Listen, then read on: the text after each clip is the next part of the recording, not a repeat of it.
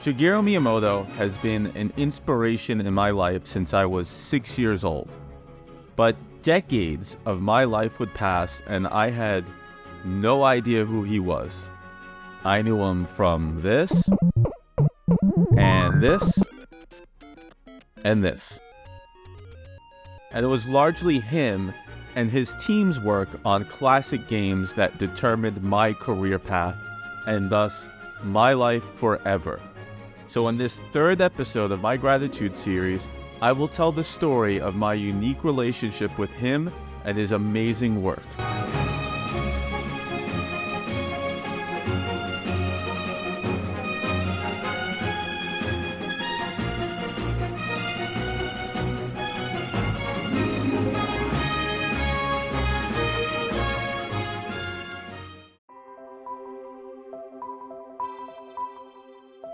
My story actually starts with this. At 4 years old, my grandmother owned a Pac-Man arcade machine, which was the only video game I knew. I loved it. So when my mom asked me to pick out a birthday gift, naturally I said, Pac-Man. Now, I was expecting one of these, but instead, my mother took me to a Toys R Us to buy me the only console she saw with Pac-Man, an Atari 7800, and asked me which of the Pac-Man I wanted. I was astonished. There were multiple Pac-Man? Pac-Man, Miss Pac-Man, Pac-Man Jr. Now, for reasons completely unknown to me, that I'll never fully comprehend, thrown off in the state of shock, I quickly blurted out, Ms. Pac-Man. I was incredibly lucky as it's by far the best of the Pac-Man games, yet it didn't stop the kids from laughing during my kindergarten birthday party. But maybe they were laughing for an entirely different reason. See, while I owned a console capable of playing Pac-Man, Centipede, and Food Fight, the rest of the world was experiencing this. Mesmerized by the Super Mario Brothers. The all-time best-selling video game on the market. Now, I'm grateful that I got to experience the earliest types of arcade games first, but while I greatly enjoyed those games, they were not life-changing, and I wasn't spending every waking moment to think about them. So I wasn't at all prepared for what was coming when I turned 6 years old. That's when a family friend showed me Super Mario Brothers for the first time.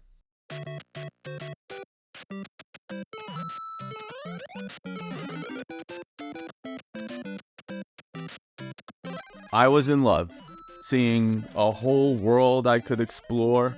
My mind opened up with possibilities, the player transforming with magical mushrooms and fire flowers and cool choices when he showed me the way he could get either this one-up mushroom or take a shortcut in level 1. I mean, I previously thought my career would be to make cartoons. This is how I thought, I like Ninja Turtles, I'll make cartoons, it's easy.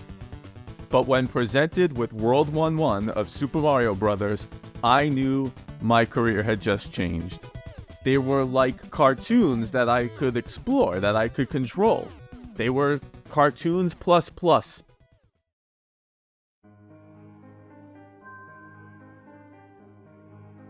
And once in college, a professor asked if there were any forms of literature that primarily used second-person narrative, the you form. And as a kid, I think I intrinsically realized that this type of video game was second-person narrative.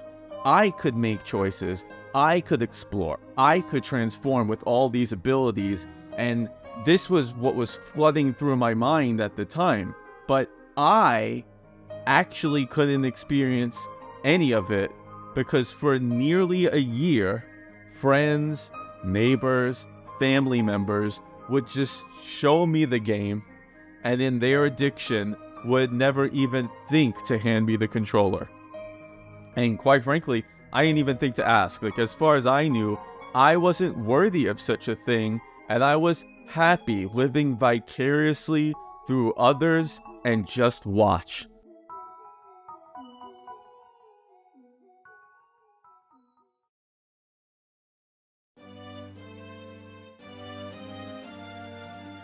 Late one evening, a babysitter had encouraged my brother and I to behave by saying, "If you guys are good, I'll let you play Super Mario Brothers."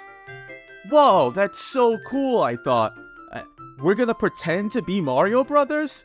That's so great. My brother can be Mario, I could be my favorite character Luigi, and she, my babysitter, she could play the princess. And if you're watching this thinking, boy, Anthony was a dense kid, fair enough, but I had given up on the idea of ever actually playing the game.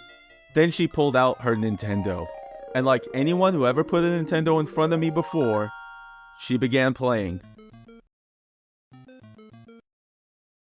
But unlike everyone else, she promised to let me play next.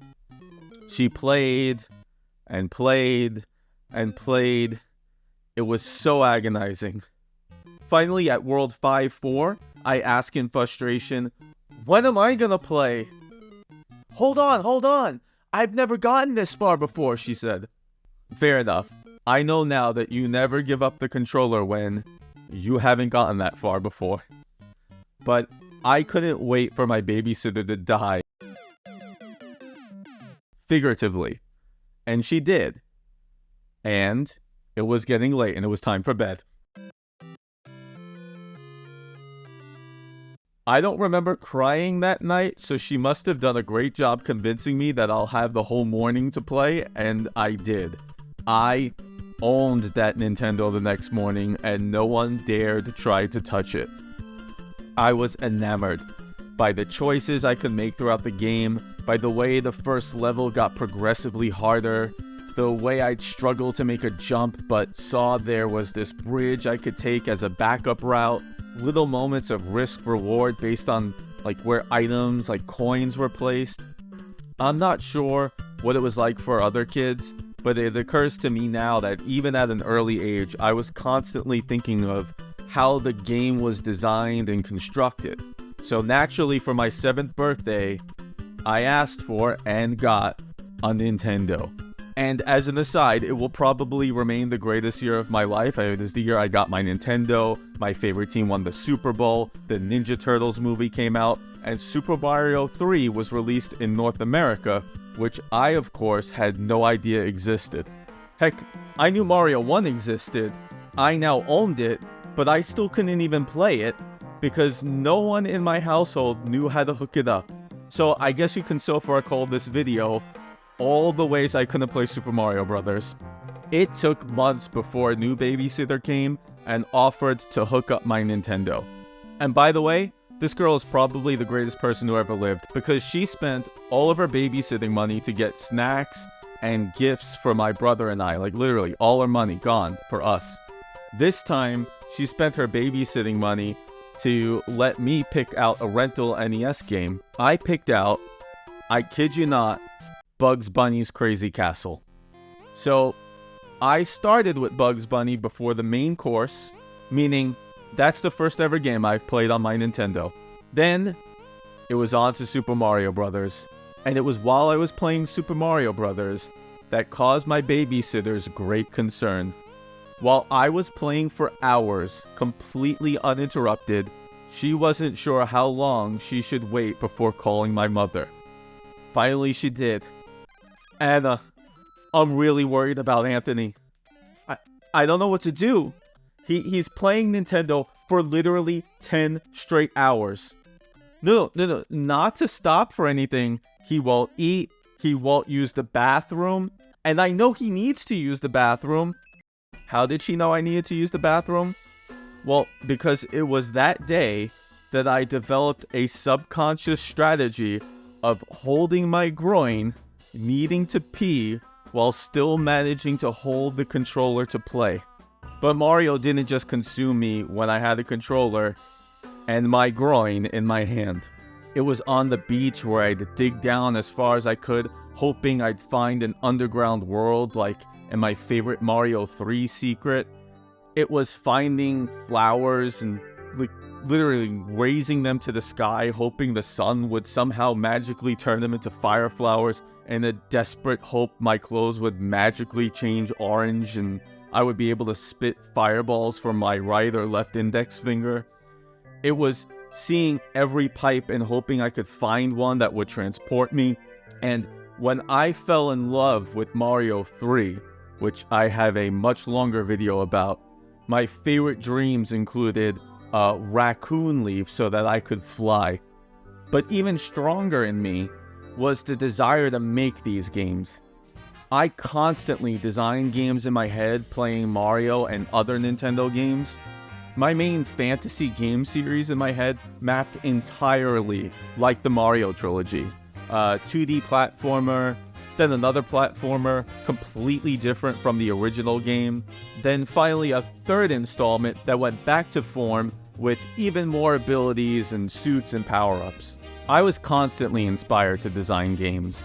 While I was bored in the car, I imagined a little man running along buildings and collecting power-ups to interact with the terrain. I designed a ton of sports in my head and designed video games around those sports. I even had an idea for a Yoo-Hoo game, which I think is still one that can work. At that time, I'd have given anything to have a way to make games. My dream video game took Nintendo till like 2015 to release Super Mario Maker. Like, all I would have done as a kid was make Mario levels. Thinking like this, I confidently announced one day to my mother that this was it. I would make video games for a living. She'd insisted that I'd grow out of it someday, and in my stubbornness, I refused to change.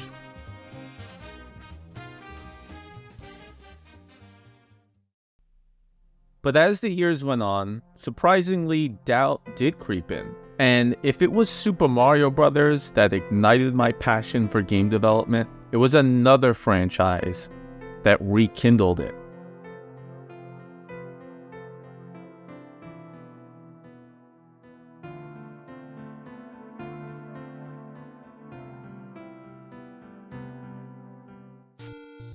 I don't know how I found out about Zelda.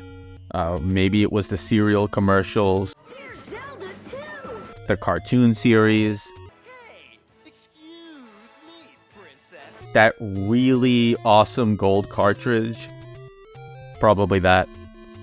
Zelda was this game I had a healthy respect for but didn't really play.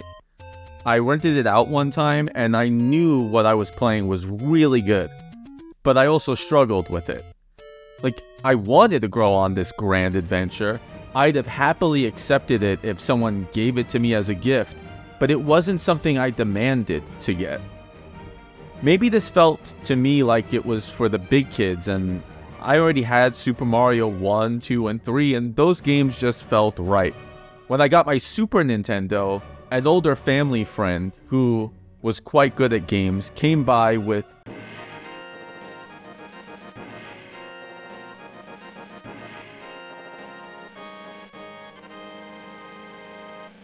The Legend of Zelda: A Link to the Past, which he had just purchased. I watched him beat it over a weekend, and the game looked amazing to me.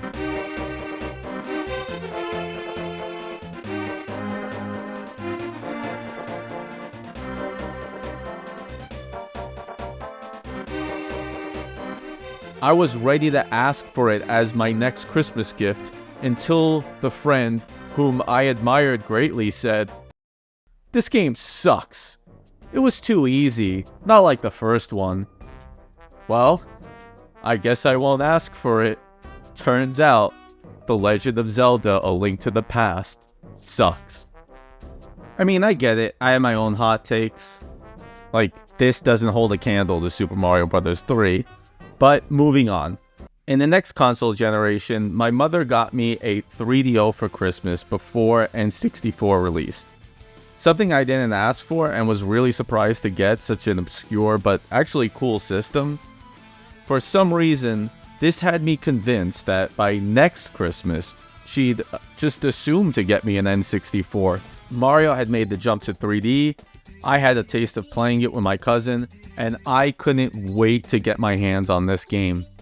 And it was perfect, because my best friend Josh owned a PlayStation, so I would constantly suggest to him, "Hey, I'll come over your place to play PlayStation games, and when my mom gets me an N64 for Christmas, you'll come by and play Super Mario 64 with me." So that year, Christmas Eve, With my friend Josh over, I stepped inside my room to see a small box on the floor. And there it was. A Sony PlayStation. The response of a spoiled, ungrateful teenager was, "But Mom, why didn't you get me an N64? Oh, well, I saw how much you loved playing the PlayStation when Josh came over that I bought you that." I gave Josh a glance of disgust as his face turned beet red. I'd have punched him in the arm right there, except my mom's reasoning was so thoughtful that I couldn't show the disappointment. And quite frankly, it was really cool. I had a demo disc, NBA Live 98, and Crash Bandicoot 2, all of which I played a ton, including that demo disc. And Crash Bandicoot, I maintain, is far superior to Mario 64. Maybe that's out of bitterness, I don't know. Now, since I was disappointed in not owning an N64, you'd think the next year I'd insist on getting it. But I had a bit of an affair of sorts. In my last year of junior high school, a friend showed me Civilization for PC, and a whole new world opened up for me. So when I somehow tricked my mom into getting me a computer for schoolwork, I wasn't going to push it by asking for an N64 as a stocking stuffer. But in high school, a kinda nerdy school, Brooklyn Tech, all I heard about was Magic the Gathering, Pokemon, GoldenEye 64, Final Fantasy VII, and Ocarina of Time. I owned NBA Live, Crash Bandicoot, and a 3DO, while waiting for Civilization 2 to release. Of these games, the only one I was jealous of not owning was Ocarina of Time. Everything they described was so cool. Unlocking areas with music, altering the world by going back and forth through time.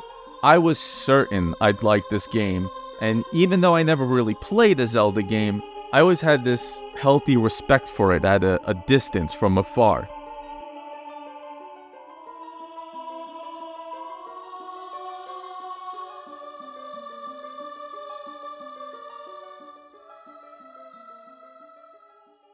Also at Tech, they were often talking about emulation and ROM hacking and stuff. This was a revelation. I could play old games on my computer, and at first it was limited. You could play NES games, and I was so happy when hackers created this. Finally, I could make my own Mario levels? I began to realize that maybe there was something different about me when I'd insist on Josh coming over to design Mario levels with me, and he was like, "Who cares? It's just Mario 1. Are you kidding me? This is like my lifelong dream." But it wasn't until I became a young adult, till a very capable Nintendo emulator came out, that I finally got my hands on the game which I was jealous I couldn't play. A game I scoured the internet to find a ROM for, and would take hours upon hours upon hours to download back then.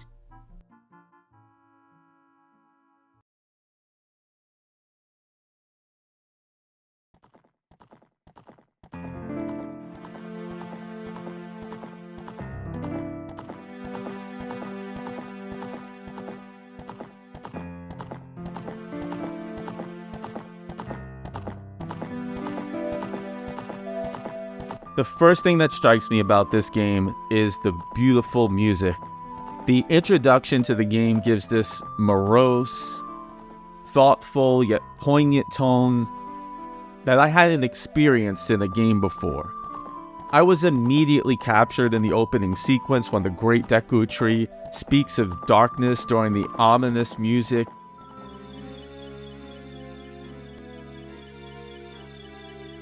Before transitioning to the more hopeful introduction of Navi.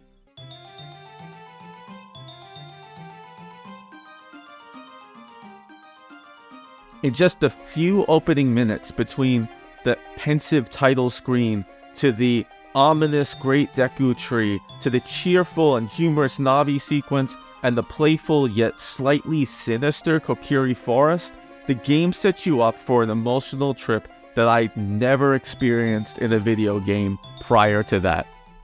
Now, I have a larger video planned on this game and why I believe it's a far deeper narrative than we realize, but what really stuck out with me was this feeling like I was playing something that was saying more than met the eye. Like, the amazing thing about these Nintendo characters were that they were just saying so much with so few words. It felt to me like an Alice in Wonderland type fairy tale, and I was convinced that between the characters, their quirkiness, the music, and the settings, that I was playing something far deeper than any other game I had played before. Because of my future video, I won't go into too much depth here, but although some suggest the plot is simple, my love of Ocarina and Majora's Mask stems from what I believe to be a real subtle depth in both of those games. I love these games so much that they break the rules of what I even love about most games. Ocarina of Time is an oddly linear game, and yet the world it created for me added to my notion that games still had so much untapped potential to be the greatest medium for storytelling, including humor, drama, and philosophical inquiry. Back then, I didn't realize how much I loved what I was playing until one day I had a dream. It was simply me listening to a U2 song with the opening line 6 o'clock in the morning. while playing Ocarina of Time on my computer with the keyboard. I woke up and it was 6:05. I was literally having dreams about my basic everyday playing Zelda and listening to my favorite band. After Ocarina of Time, I spent weeks scouring the internet to find and download Majora's Mask, a game that I think is deeply philosophical for a video game, and one that does an amazing job of using second-person narrative. Those two games blend together for me in a lot of ways and stuck with me in a way I would discover years later.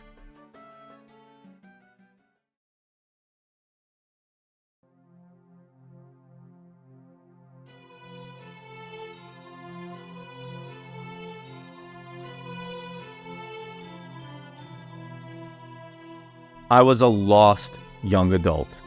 I hated high school, so I stopped going, and my once great math grades were awful.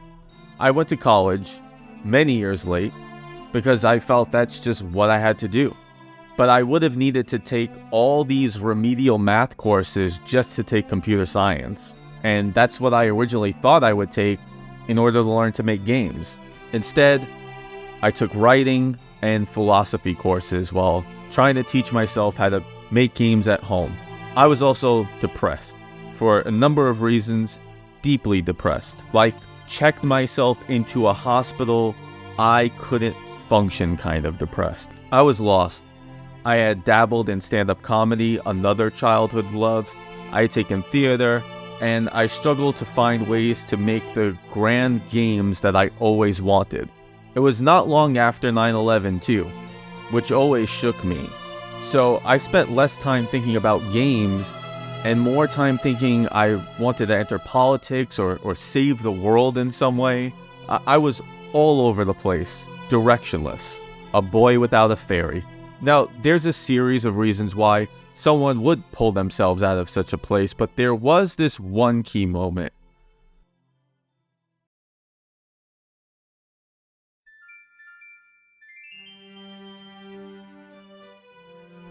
Again, it was at a time where games weren't really a thought of mine, but one night, as I was laying in bed, miserable, my music playlist randomly played a song.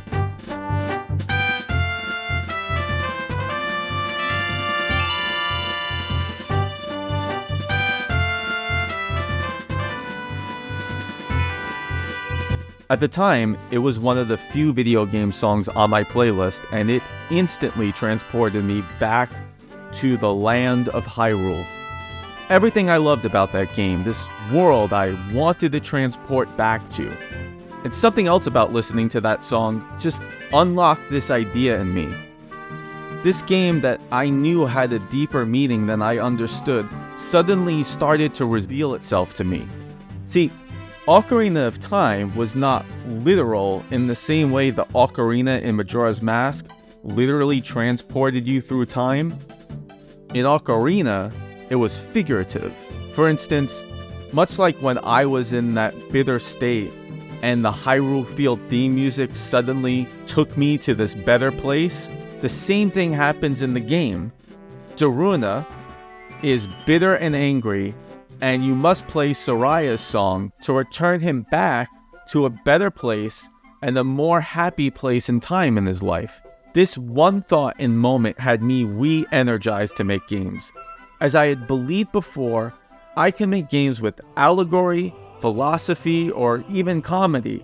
All of my interests could be combined in this amazing amalgam and told through second-person narrative.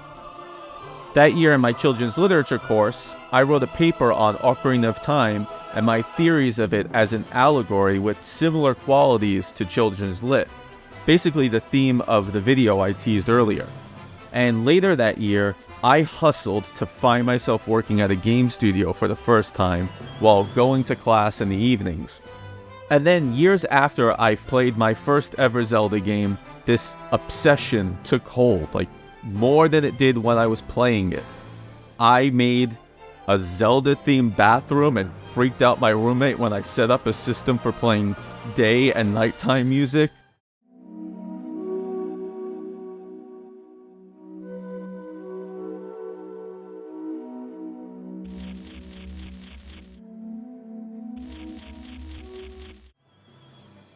All of my D&D campaigns were inspired by quirky hybrids of Zelda and Alice in Wonderland.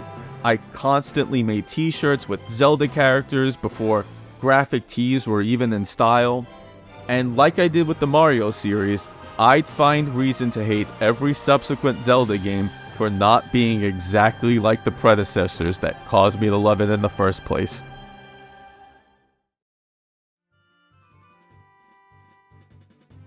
Oddly enough, like every Zelda game that starts with a waking Link, Ocarina of Time and Majora's Mask reawakened the spirit in me to create games, and it turned out the originator, Shigeru Miyamoto, along with composer Koji Kondo, created the franchise that reignited that spark. Of course, I'd be remiss not to thank many others involved in the creation of those games.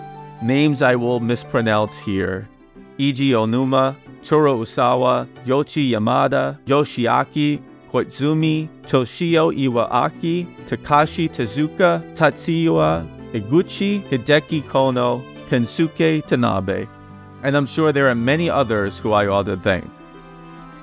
So to all of those for helping to ignite and maintain my passion for creation, particularly through games, you have my gratitude.